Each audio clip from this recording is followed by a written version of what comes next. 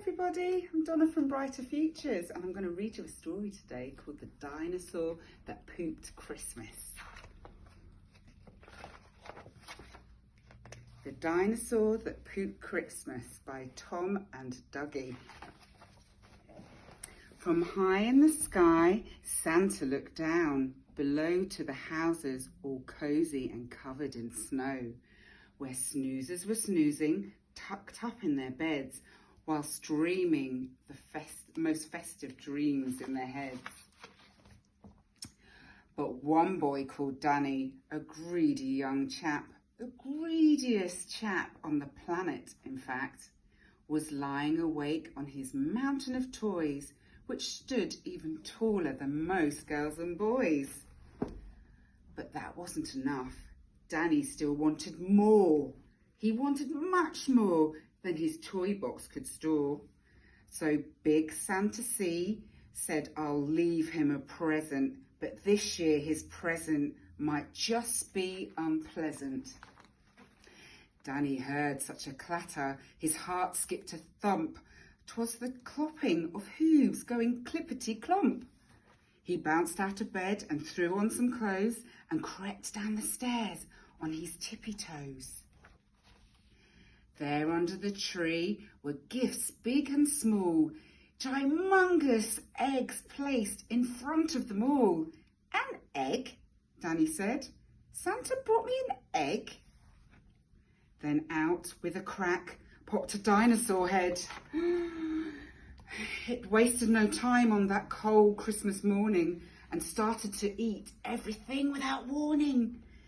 It swallowed the stockings and Christmas cards too, the red fairy lights, then the green and the blue. There wasn't a single thing Danny could do except sit and watch as the dinosaur chewed. It chewed and it munched and it crunched on Kris Kringle, the reindeer, the sleigh bells and all things that jingle. But it didn't stop there. There were more things to gobble, much more than the small shiny baubles and bobble. It ate up the cat and the dog and the fish, and from the dishwasher it downed every dish, the tables, the chairs, the walls and the doors. Now nothing was safe, not even the floors. Danny's poor granny was knitting some socks, but the dino had no need for socks. It had lots. So it slurped up her knitting like strings of spaghetti and gobbled up Granny along with the settee. Then it ate Danny's mum. She was gone in one bite, and although Danny's dad tried to put up a fight, the dino had grown to a size of King Kong. With a gulp and a burp, Danny's father was gone. Now nothing was left. All Danny could see was a fat dinosaur where his house used to be. And so with the thought of no Christmas this year, his tears turned to snowflakes and then disappeared. With the feeling of guilt in the dinosaur's gut, its brain brewed a plan involving its butt. He knew there was only one thing he could do to put Christmas right. It needed to.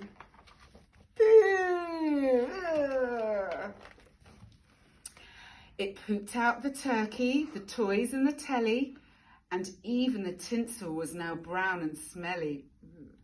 It pooped all the presents and pieces of puzzle. It pooped all the things it had previously guzzled. And then Father Christmas yells, "Out of my way!"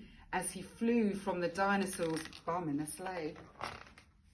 The dinosaur finally gave a huge push and pooped Danny's parents in one massive whoosh. Last but not least, and never forgotten, Granny plopped out of the dinosaur's bottom. "Merry Christmas," said Dan to his whole family, and they washed off the presents and put up the tree, and the greedy young chap that saw just before promised next Christmas he'd not ask for more.